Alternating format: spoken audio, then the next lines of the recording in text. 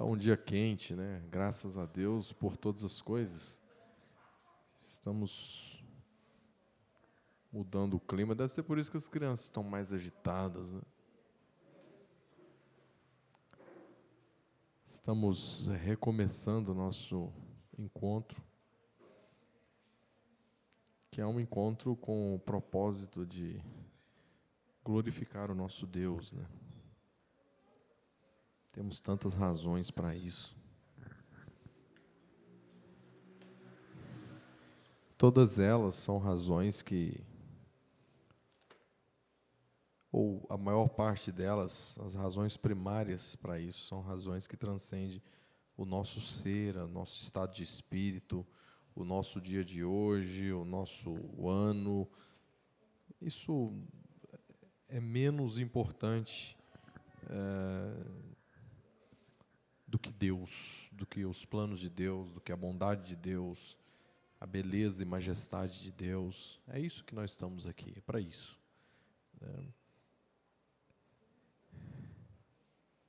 O Senhor que nos trata com misericórdia. Vamos orar. Senhor Deus e Pai, nós nos alegramos em Ti, Senhor Deus, em todas as circunstâncias, ó Pai. Nós nos encontramos com os nossos irmãos em dias como estes, ó Pai, para exclusivamente rendermos a Ti a nossa adoração, aprendermos de Ti, Senhor Deus, convivermos com o outro, ó Pai, aqueles irmãos que alguns só encontramos aqui. Senhor Deus, nós nos alegramos, ó Pai, também pelas coisas que o Senhor tem feito por nós, o que nós chamamos de louvor a Ti, ó Pai. As bondades do Senhor, ó Pai, os atos poderosos do Senhor que se direcionam a nós diariamente, ou muitas vezes no dia, Senhor Deus, proteção, segurança, livramentos, os quais nós nem mesmo nos despertamos ou soubemos, Senhor Deus, do que de fato ocorreria se não fosse a intervenção do Senhor. Por isso também estamos aqui, Senhor Deus. Receba o nosso culto, ó Pai, a nossa adoração cantada, o nosso espírito grato, Senhor Deus. No nome de Jesus nós oramos e nos colocamos diante do Senhor, ó Pai, para tão somente a Ti honrarmos e exaltarmos. É no nome de Jesus que nós oramos. Amém. Amém. O Salmo 139 diz: Senhor, Tu me sondas e me conheces. Sabes quando me assento e quando me levanto. De longe penetras os meus pensamentos. Esquadrinhas o meu andar e o meu deitar, e conheces todos os meus caminhos. Ainda a palavra me não chegou à língua, e Tu, Senhor, já a conheces toda. E Tu me cercas por trás e por diante, sobre mim pões a mão. Tal conhecimento é maravilhoso demais para mim. É sobremodo elevado, não posso atingir. Para onde me ausentarei do Teu Espírito? Para onde fugirei da Tua face? Se subo aos céus, lá estás. Se faço a minha cama no mais profundo abismo, lá estás também. Se tomo as asas da alvorada e me detenho nos confins dos mares, ainda lá me haverá de guiar a Tua mão, e a Tua destra me susterá. Se eu digo, as trevas com efeito me encobrirão, e a luz ao redor de mim se fará noite. Até as próprias trevas não te serão escuras. As trevas e a luz são a mesma coisa. Amém? Lindo texto, conhecidíssimo Salmo 139. Para onde irei, meu Senhor? Quando a gente está em culto, nós estamos exatamente na direção contrária daqueles que estão tentando fugir de Deus. E isso não é um um comportamento peculiar a uma figura como Jonas. Não, fugir de Deus é um comportamento peculiar de todo ser humano. E todos os dias, vigie em relação a isso. A carne, a natureza humana, ela se dispõe, isso vem desde o pecado de Eva e Adão, ela se dispõe a nos tornarmos ou sermos e recebermos as glórias que são de Deus. O ser humano é, em si, intrinsecamente, um usurpador da glória de Deus. Todo ser humano, até uma criança, um bebê, ele é um usurpador da glória. Isso é o pecado original. É o pecado que está em nós. Nós queremos a glória. Nós queremos os holofotes. Nós queremos o amor. E queremos um pouco, e amanhã queremos mais, e depois queremos todo o amor. E depois queremos toda a fama. E depois queremos o mundo todo. E depois queremos o poder. E depois... Isso faz parte da natureza humana. É por isso que o homem... E o melhor exemplo, desde a primeira família, é Caim. É o homem que tem o seu próprio caminho. Um caminho para ser célebre, para ser igual a Deus. Portanto, para onde fugirei? Isso é algo comum. É uma oração comum que deve fazer parte do nosso dia a dia. Hoje, e no nosso culto particular também, nós estamos na direção contrária. Nós estamos aqui, Senhor, eu não tenho nenhuma disposição, nenhuma vontade, nenhum prazer em fugir do Senhor. Muito pelo contrário. Como eu sou,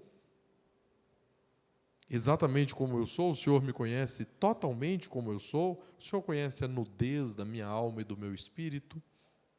Portanto, eu tenho absoluta tranquilidade, segurança e paz, por causa do perdão, de estar diante do Senhor. Sem nenhum problema.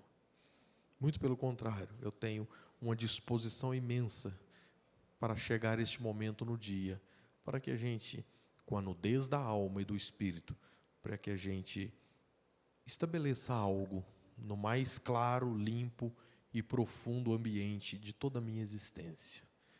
Eu não quero fugir de Deus, eu não tenho medo e nem me preocupo com a dor, quando Ele coloca a mão exatamente naqueles lugares onde eu não quero que ninguém mexa. Quando Deus põe a mão, Ele é o médico, Ele é o Senhor, Ele está curando a gente. Mas isso a gente conhece e descobre em Deus, conforme o salmista orou. Para onde eu irei? Para onde fugirei da tua face? Eu não tenho esse interesse. Vamos orar mais uma vez? E orando assim, a gente coloca diante de Deus a nossa disposição para que Ele lide conosco conforme nós somos, porque Ele sempre lhe dará na perspectiva ou a partir do perdão. Também, viu? Incentive o seu filho, sua filha, a participar disso aí que o Mateus vai nos ajudar aqui. Vai ser um sucesso. Eu gostaria de ler um texto bíblico, na verdade, eu vou convidar que leia Jeremias 29, 15, 13, 29, 13.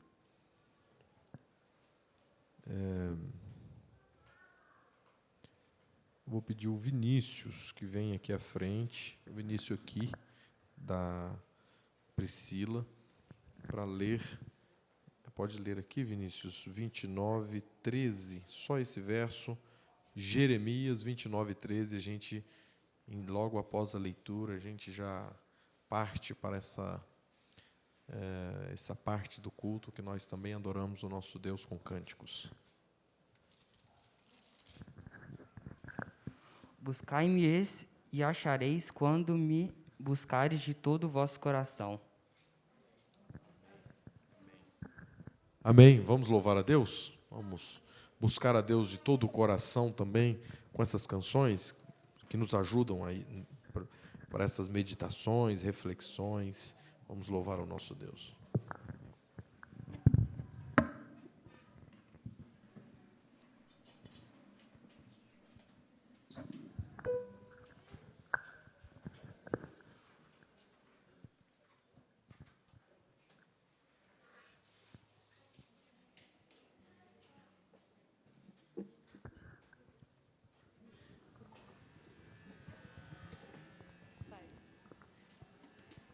Boa noite, irmãos. Como o Ramon disse, nosso relacionamento com Deus é sempre assim, né? Todos os dias é assim. A gente tenta fugir porque quando a gente se aproxima de Deus, nós conseguimos ver quem nós somos de verdade, quem nós somos pecadores. Nós vemos a nossa sujeira, a nossa podridão. Isso por vezes pode nos assustar e aí a gente foge.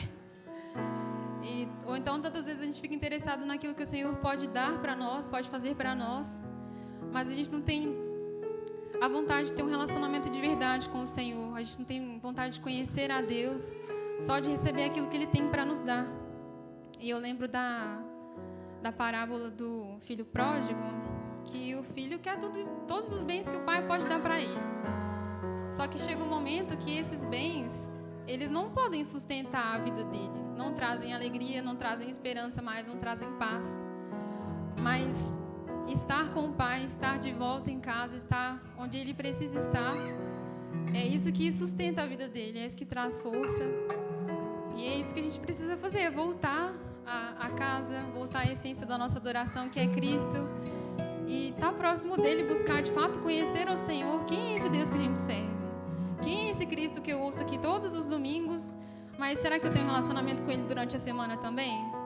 Será que eu me limito vou orar aqui 10 minutos e tá bom, esse meu devocional, vou ler uns versículos rapidinho aqui no meu telefone? Não tô falando que não pode fazer isso, gente.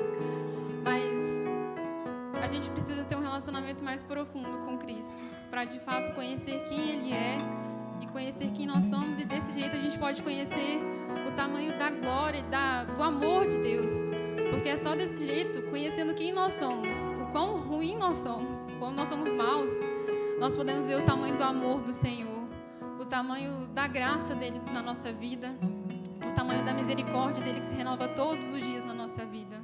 Amém? Vou ler um texto, 2 Samuel, capítulo 4. Desculpa, primeiro livro de Samuel. Capítulo 4 do primeiro livro de Samuel.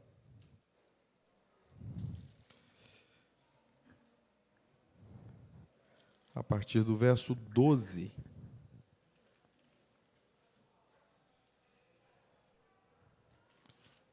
Primeira Samuel 4,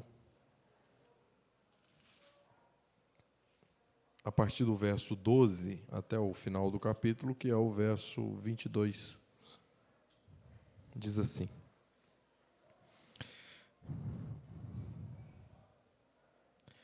Então correu um homem de Benjamim, saído das fileiras, e no mesmo dia chegou a Siló. Trazia rasgadas as vestes e terra sobre a cabeça. Quando chegou ali, estava assentado numa cadeira, ao pé do caminho, olhando como quem espera... Verso 13. Quando chegou Eli, estava sentado numa cadeira, o sacerdote Eli, ao pé do caminho, olhando como quem espera, porque o seu coração estava tremendo pela arca de Deus. Depois de entrar o homem na cidade e dar as novas, toda a cidade prorrompeu em gritos. Eli, ouvindo os gritos, perguntou: que alvoroço é este? Então se apressou o homem e, vindo, deu as notícias a Eli. Era Eli da idade de 98 anos. Os seus olhos tinham cegado e já não podia ver. E disse o homem a Eli: eu sou o que saí das fileiras, e delas fugi hoje mesmo. E perguntou-lhe Eli: o que sucedeu, meu filho? Então respondeu o que trazia as novas e disse: Israel fugiu de diante dos filisteus, houve grande morticínio entre o povo, e também os seus 2 filhos, Hofni e Finéias, foram mortos, e a arca de Deus foi tomada. Ao fazer ele menção da arca de Deus, caiu Eli da cadeira para trás, junto ao portão, e quebrou-se-lhe o pescoço, e morreu, porque já era homem velho e pesado, e havia ele julgado a Israel 40 anos.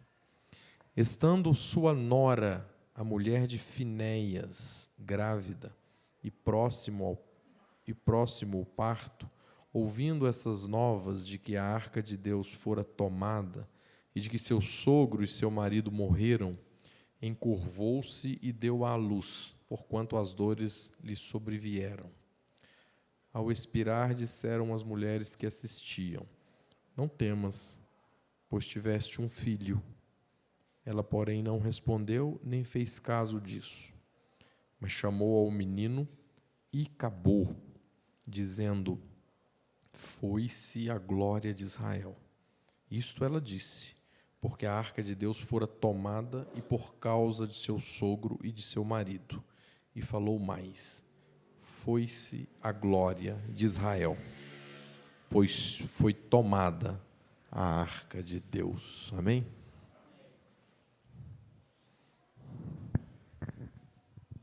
Nós que estudamos na Escola Bíblica Dominical esses livros, né, de Samuel, Reis.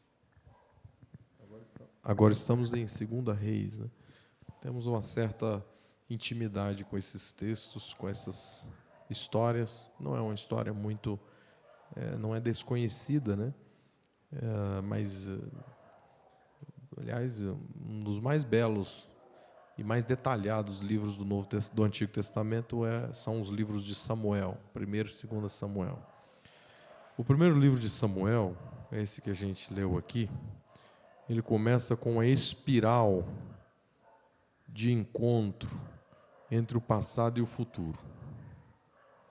O que eu digo uma espiral, né? Eles vão quase que numa dança, se misturando o passado e o futuro, onde a vida de Samuel,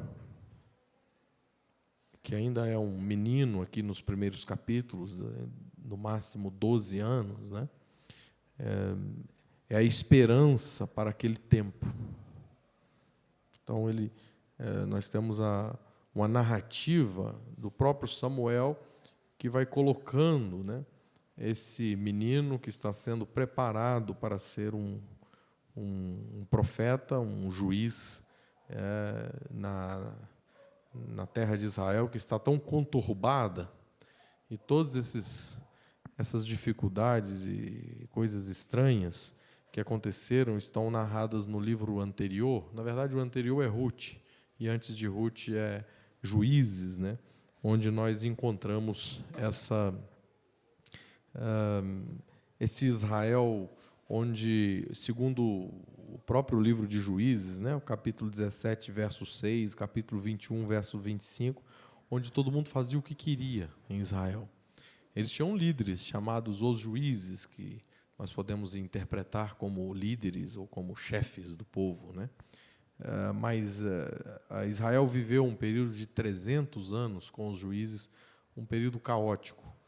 Eles não tinham uma liderança totalmente unificada e eles tinham muitos problemas em determinadas compreensões e até erros grotescos da parte desses líderes do povo em relação à vida com Deus, a conduzir o povo diante de Deus, né? E aqui nós estamos, né, com Deus, o Samuel, ainda menino, né, ministrando perante o Senhor, isso no capítulo 2, verso 18 de 1 Samuel, é exatamente a expressão que eu usei anteriormente de um garoto que está sendo preparado para um novo tempo. Por isso, uma espiral de passado e futuro, né? Nos primeiros capítulos de Samuel, nós estamos vendo ainda o raiar de um novo dia, né? Num sentido subjetivo, né? Um novo dia para Israel.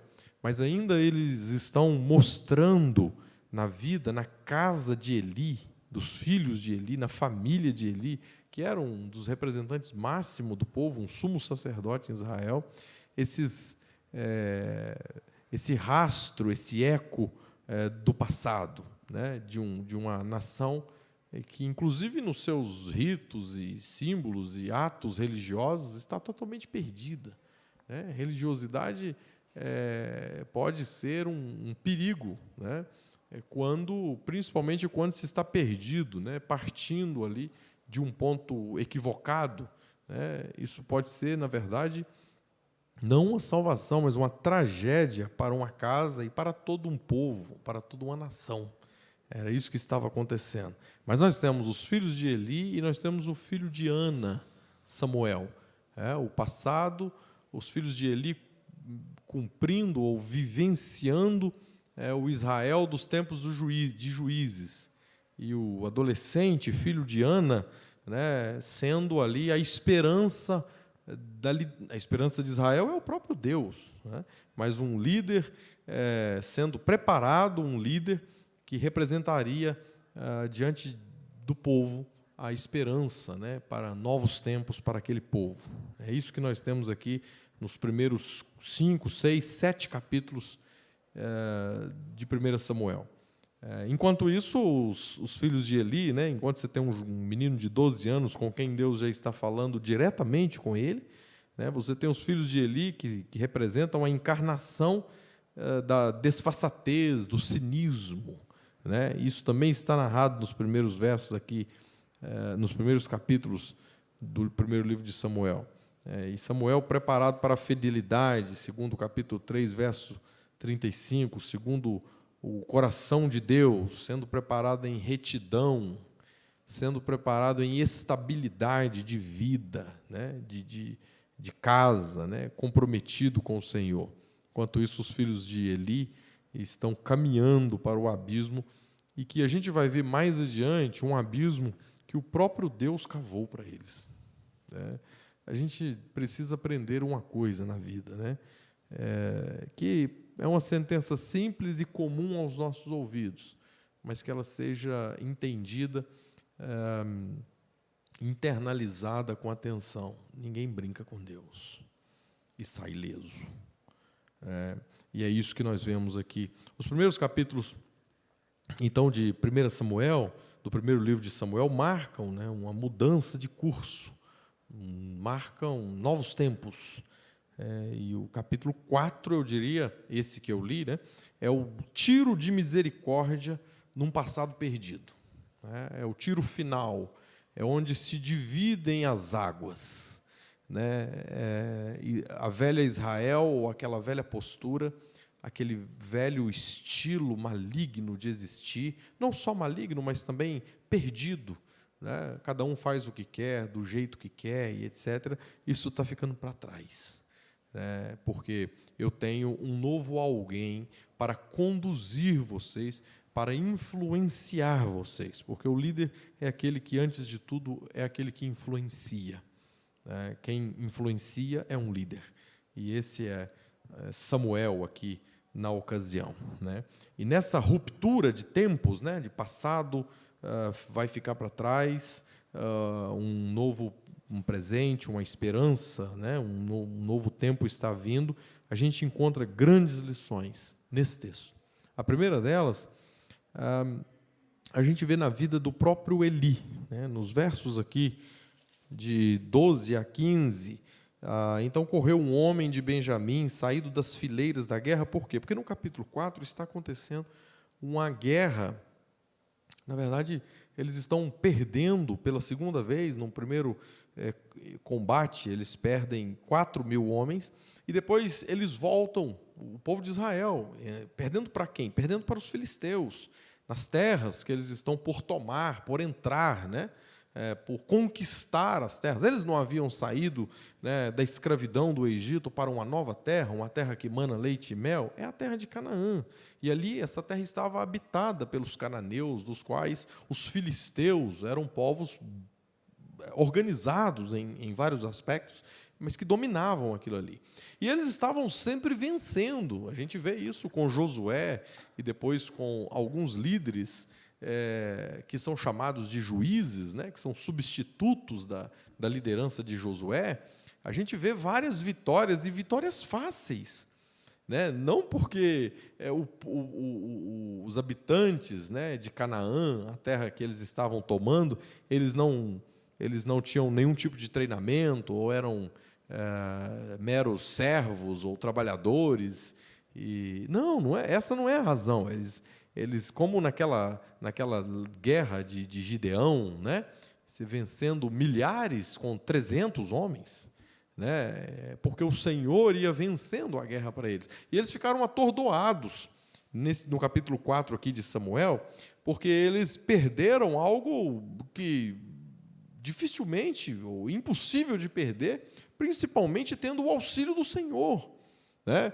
Aliás, por que o Senhor está auxiliando esse povo? Para que eles se tornem ricos, proprietários de uma terra fértil? Não, isso é a promessa do Senhor. O Senhor está fazendo isso porque o Senhor está dizendo, isso faz parte de todo um projeto de redenção. Então vocês vão vencer, vocês vão morar lá. O caminho pode ser duro, muitos problemas vão acontecer, mas vocês vão entrar. E aqui agora nós estamos lendo um texto que o que precede ele são derrotas fáceis, perderam em casa, né, de 4.000 homens, e aí eles têm uma ideia, a gente pega a arca, né, uma caixa de ali 70 centímetros por 1 metro e pouquinho, né, e chamado de arca, né, a gente lê aqui isso, né, nas primeiras partes, a Arca da Aliança, e a gente leva para o campo de batalha, né, e aí o Senhor vai conosco. Prestem atenção nisso. Você pega uma caixinha. Não, mas é a caixa que o próprio Deus mandou que fizéssemos, e é o símbolo do próprio Deus, instituiu que esse seria o símbolo da presença dele no meio do povo. Mas é simples assim. Você pega uma caixa como se fosse um púlpito desse, um gasofilácio desse, e você leva isso debaixo do braço, e vocês ganham a guerra, pum, perderam 30.000 homens. Você tem alguma coisa errada. Não, e não só perderam 30.000 homens, alguma ironia cósmica está acontecendo, e eles não perdem só 30.000 homens, eles põem a mão na arca e somem com a arca, e levam a arca aos filisteus.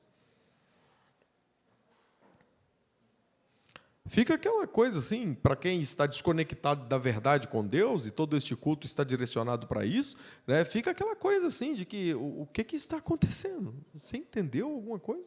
E aí vem um moço que estava nas fileiras, né, dessa guerra, saiu, conseguiu escapar, coitado, e foi a um dos postos mais significativos daquele povo, o povo de Israel, né, que é o sumo sacerdote Eli, e diz para ele, aconteceu uma tragédia. Aliás, aconteceram muitas tragédias. Está vendo? A Bíblia destaca, ele estava rasgado. Está vendo? Estou rasgado aqui, a minha situação. Isso representa o que está acontecendo lá no campo de batalha. Perdemos, mais uma vez, perdemos a arca, os seus 2 filhos morreram, e a Bíblia diz que Eli já era um homem velho, bem velho, quase 100 anos, né, gordo, velho, cego, ele, de susto, de espasmo, qualquer que seja, ele vira para trás da cadeira, cai, quebra o pescoço e morre. A morte. Essa é a morte que a paralisia espiritual pode causar.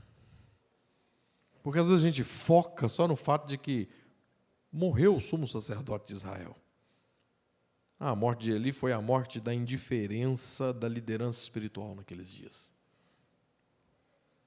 Foi a morte da complacência.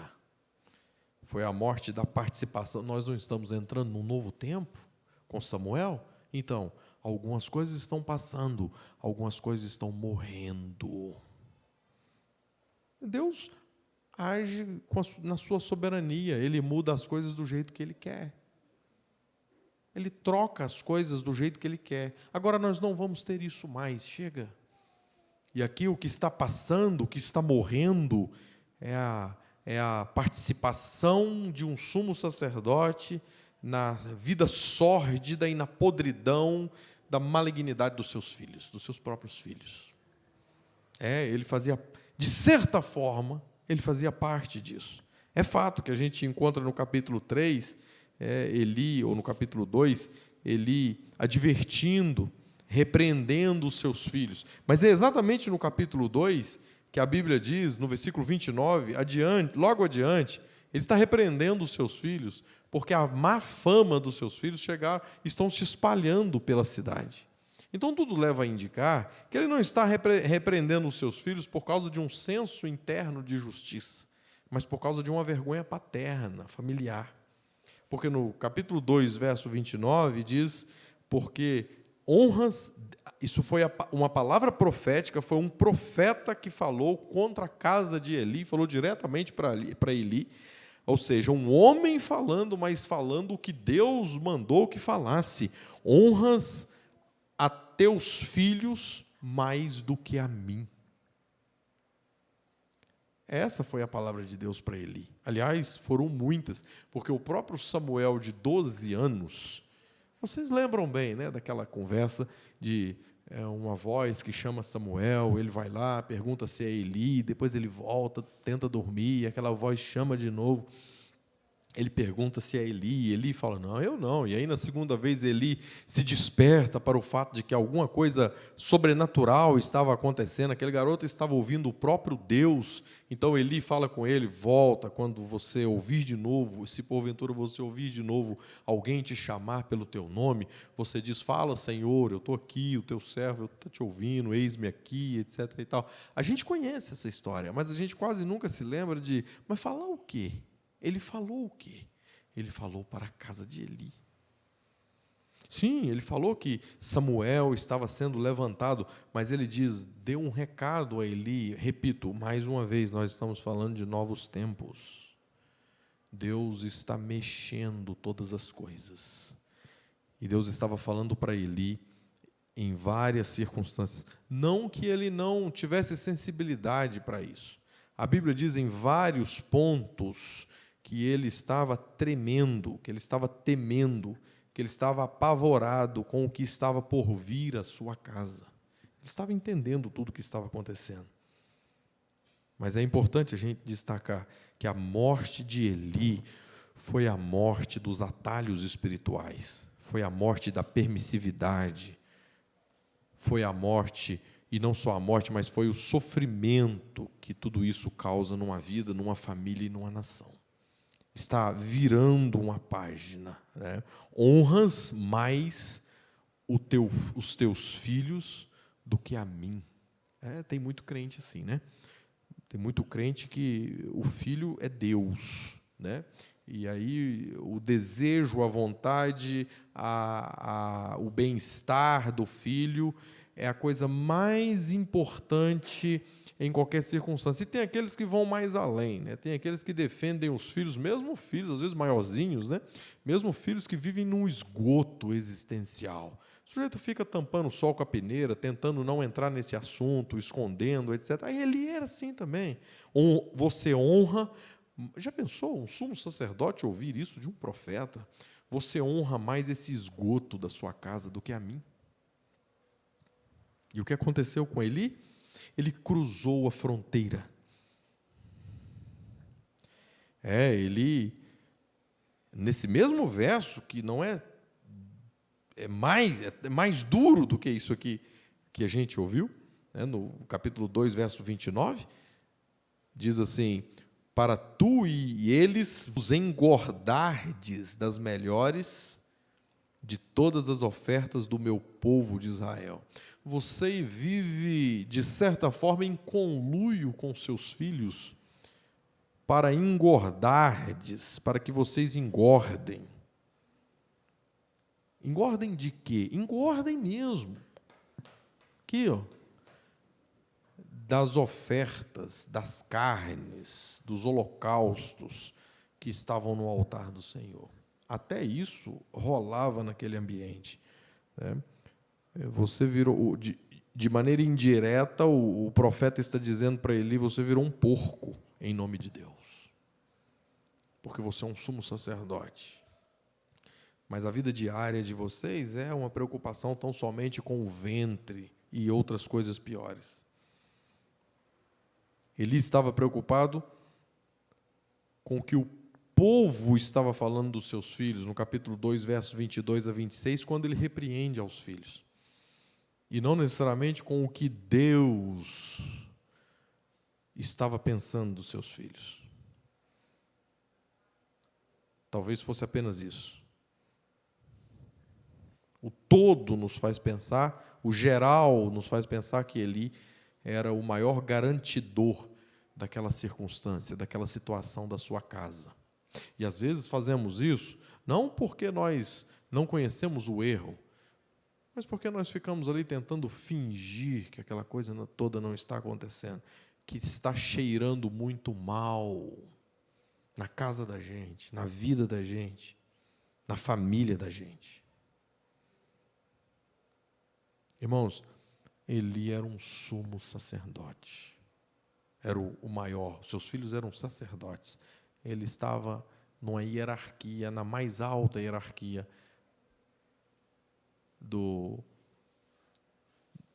dos levitas de Israel. É duro ter que dizer isso. A religião, ela pode ser um campo fértil para esse tipo de coisa.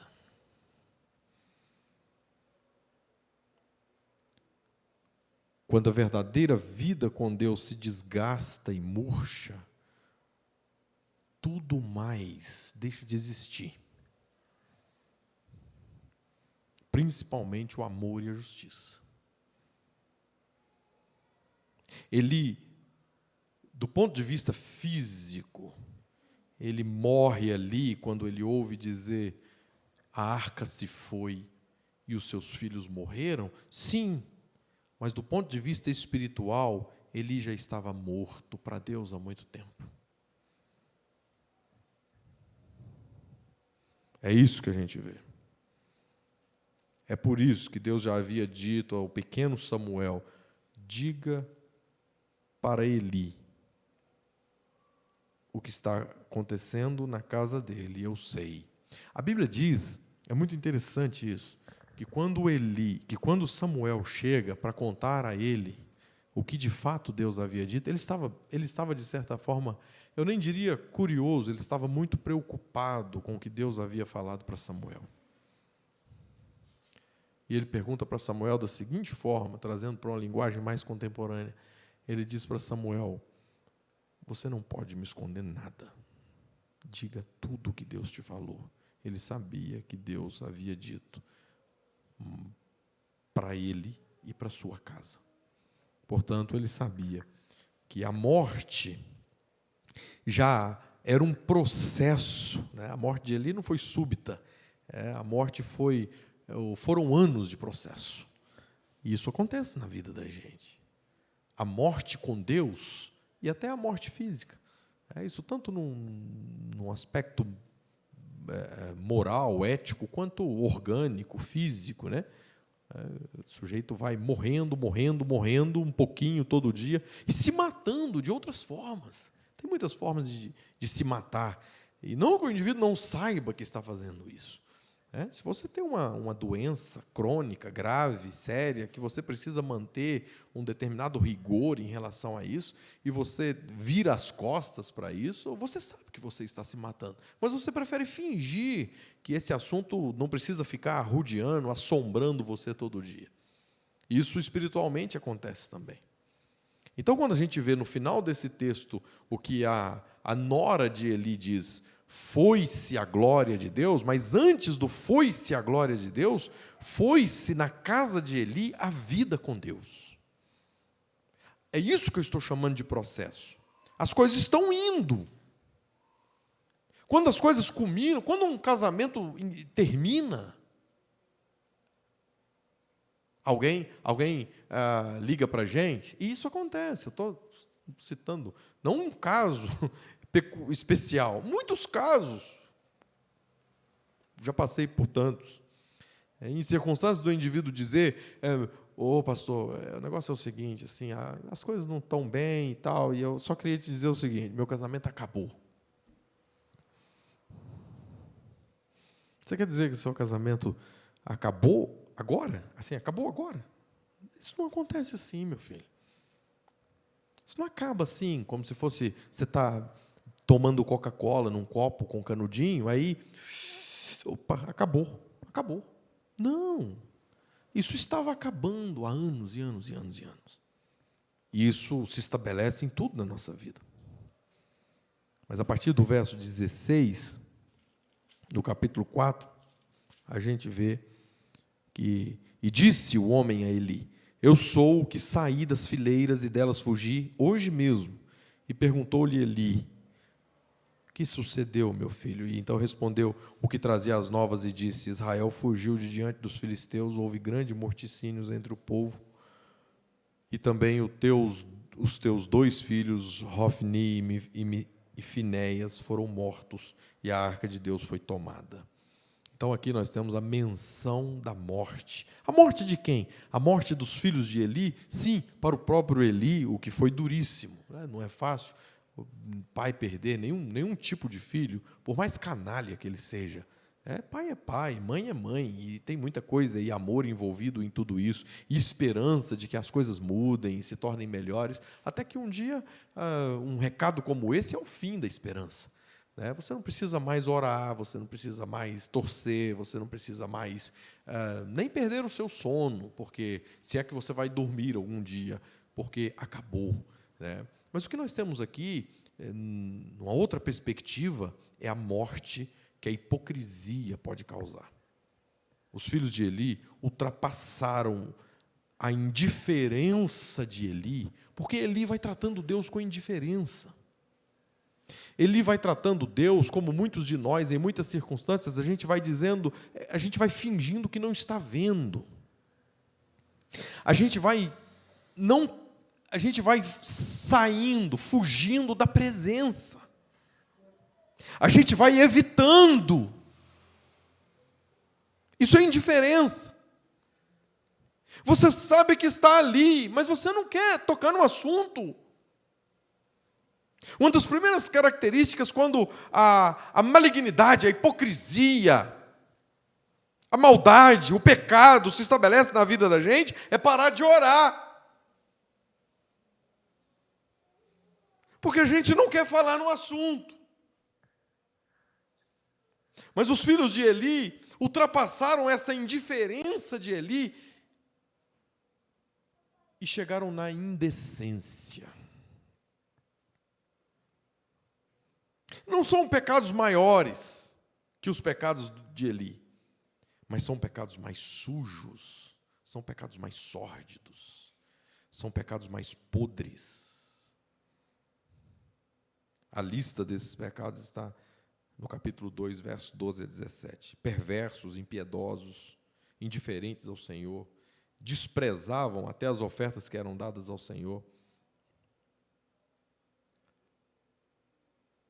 Quando Eli vai advertir os seus filhos, porque a conversa, o tititi, a fofoca do povo estava chegando em todos os cantos, eles citam algo mais, que não está na lista de 1 Samuel 2, 12 a 17.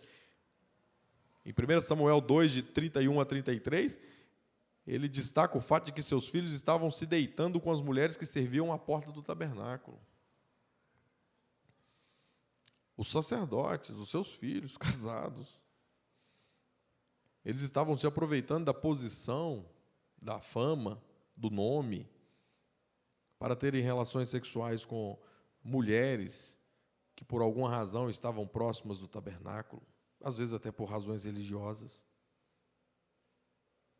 A coisa foi ficando tão feia e tão suja e tão podre, que na profecia a Eli, capítulo 2, versos 31 e 33, tanto no 31, quanto 32, quanto 33, por 3 vezes o profeta cita para Eli: jamais haverá homem velho na sua casa. Eu estou dizendo, a gente precisa evitar brincar com Deus. Olhem o que é isso. Jamais haverá homem velho em tua casa. Eu vou varrer todo mundo. Vocês não vão ter anciãos na casa de vocês.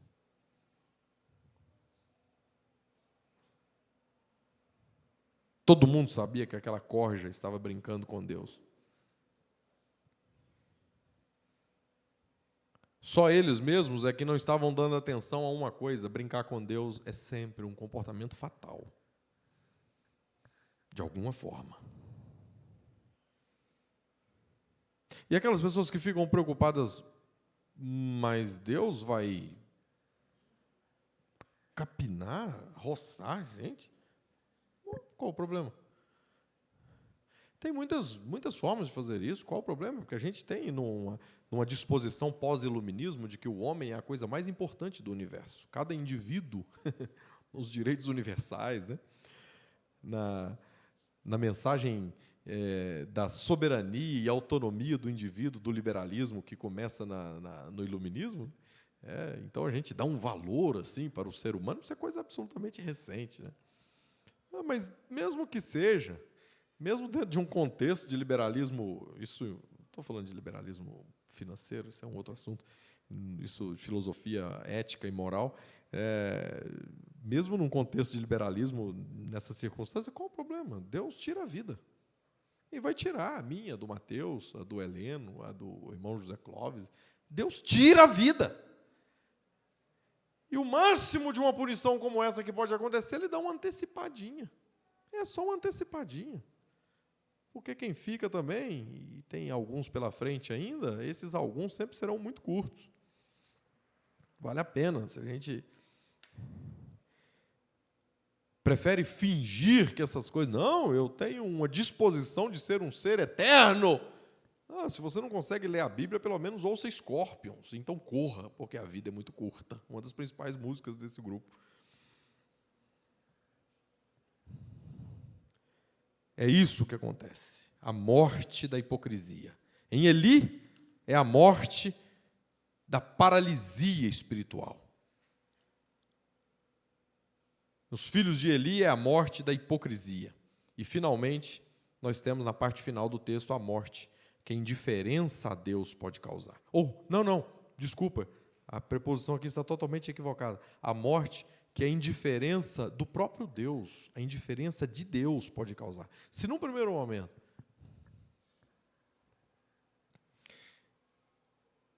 é Eli que se mostra, que se estabelece como um ser indiferente a Deus e a sua casa, que da indiferença vai até a indecência, agora é hora de fechar o texto com a indiferença de Deus. O que é uma das piores tragédias e desgraças humanas e universais que se pode ocorrer. É no dia que Deus disser, também não estou nem aí. Foi exatamente o que aconteceu no campo de batalha. Vocês se lembram que Uzá tocou a arca e morreu? Aqui nós temos os filisteus, povos pagãos, levando a arca para eles. E nada acontecendo num primeiro momento. Depois vai dar problema para eles. Mas antes Deus quer resolver com a casa de Eli. Deixa levar a arca. Vocês que acharam que é um amuleto, uma mágica, uma relíquia, uma coisa... Tem gente que acha, né, que hoje não é mais a arca, hoje é a Bíblia, né? Não, põe a Bíblia dentro desse carro aí, ninguém vai roubar esse carro, né? E aí a gente faz de tudo, mas a Bíblia está lá, né? Põe a arca na guerra, que a gente ganha a guerra. E aí, exatamente a parte que eu comecei, está todo mundo sem saber o que aconteceu. Perdemos mais 30 mil. E ainda levaram a arca. O que está acontecendo? O que está acontecendo é que novos tempos estão vindo. E para tudo isso que é velho, Deus está se portando de forma indiferente.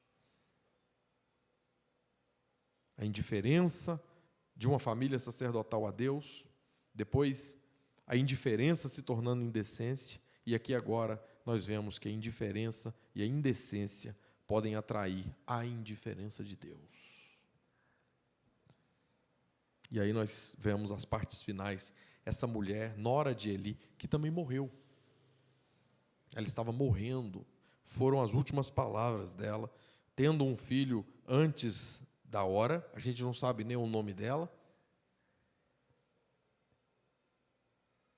e nem quase nada mais sobre ela. A gente sabe que ela estava grávida, e que antes de morrer, aí no verso 20, ela nem respondeu aquilo que seria da parte das parteiras, uma tentativa de animá-la, de dar a ela um pouco de alegria. Filha, você acaba de ter um menino, você acaba de ter um filho. E no verso 20 diz, ela não respondeu, nem fez caso disso, mas chamou o menino de Icabô ou Icabode, dizendo, foi-se a glória de Deus. Isso ela disse, porque a arca de Deus fora tomada, e por causa de seu sogro e de seu marido, foi-se. 2 destaques para esse verbo. Em primeiro lugar, para ela, a gente vê nitidamente, obviamente, aprendeu com seu marido, que havia morrido em campo de batalha, era um dos filhos de Eli. Para ela, Deus estava associado a uma caixa. A gente precisa ler esse texto nessa perspectiva, nesse contexto. A gente pega a caixa vai para a guerra, agora a gente vai ganhar. Quando disseram, aqui no capítulo 4, que levariam a caixa para a guerra, houve uma gritaria, como se fosse torcida de futebol, como se fosse um gol. Agora a gente vence. Por quê? Porque a caixa vai com a gente. O que vocês estão querendo dizer com isso? Deus é a caixa é Deus. Se resume nisso. Então quer dizer que basta a gente tratar a caixa bem. A gente pode ter uma vida de cafajestes, de mau caráter, a gente pode, mas basta a gente cuidar daqueles símbolos religiosos. E todas as coisas vão ficar bem. Não, vocês estão enganados, quem pensa assim. O que ela está dizendo aqui é: tiraram o nosso amuleto, perdemos a guerra. Perdi marido, sogro e perdi a alegria de viver. Por quê? Porque foi-se a glória de Deus, mas na consciência dela a glória de Deus é a arca.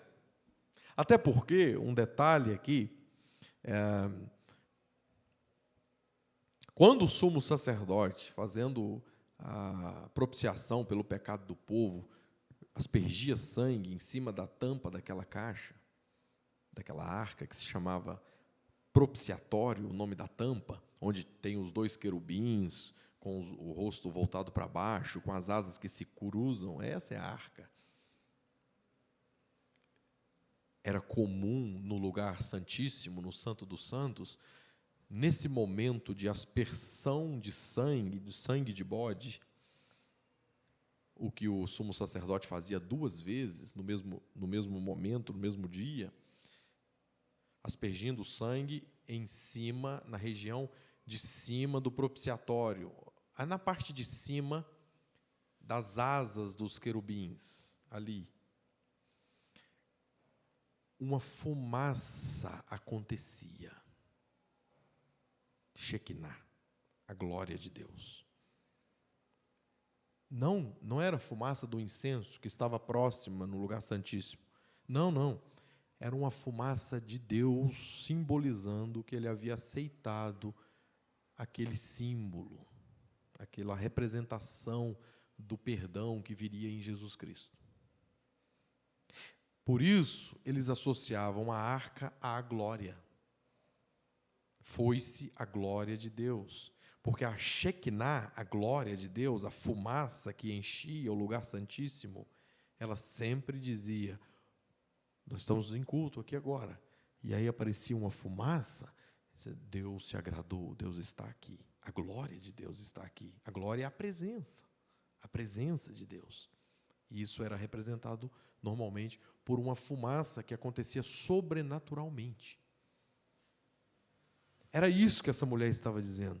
Foi-se ao lugar de Deus, o lugar onde Deus aparecia, o trono da misericórdia.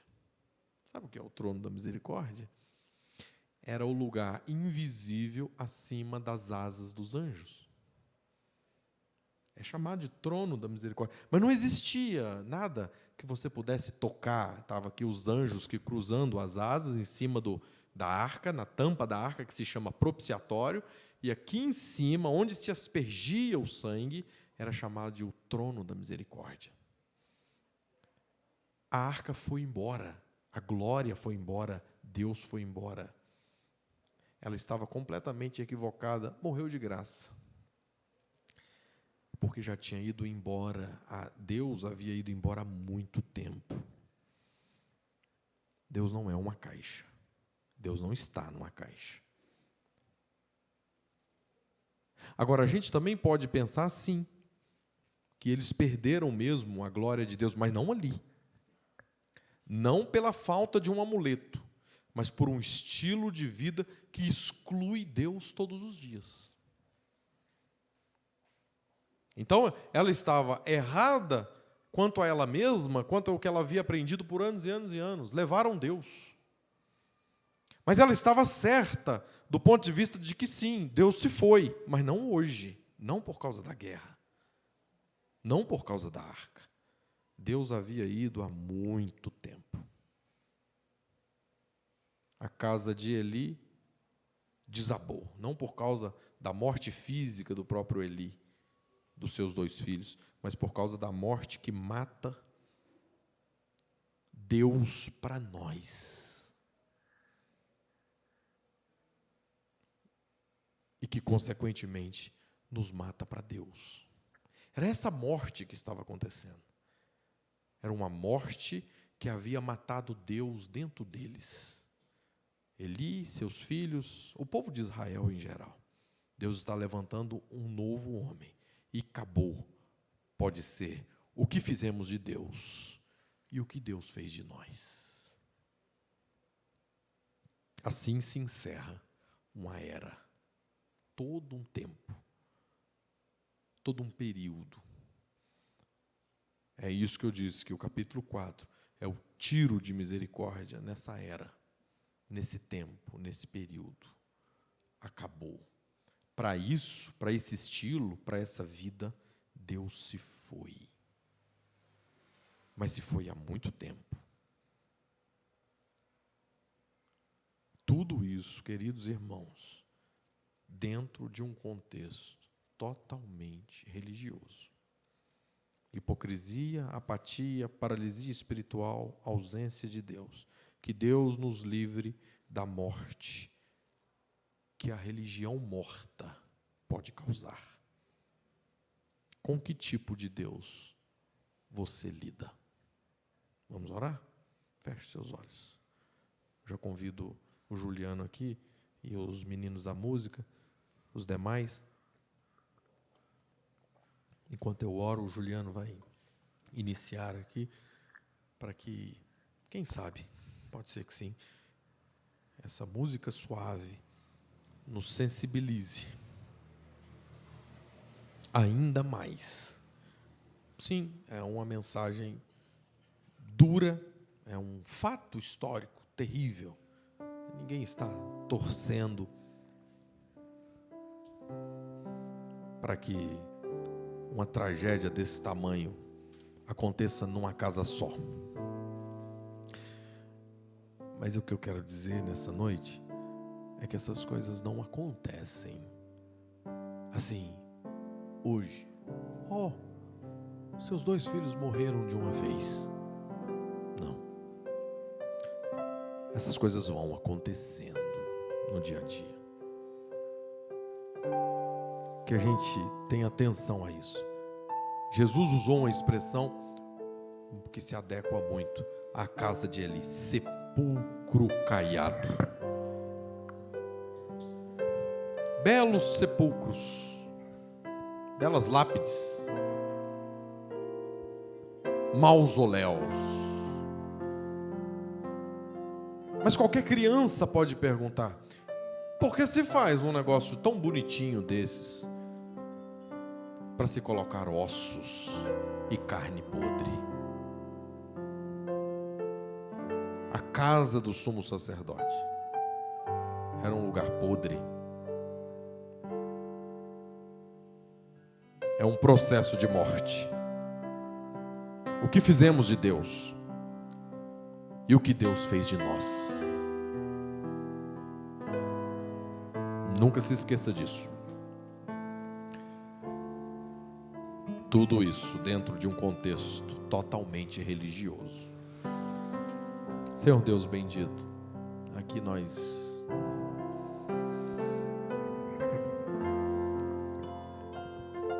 concentradamente, reverentemente ouvimos a Tua palavra. Que seja realmente palavras de impacto para o nosso dia a dia. Aqueles que têm 10, 5, 20, 50 anos pela frente, que jamais se esqueçam. Que jamais se esqueçam que a morte pode vir em uma semente.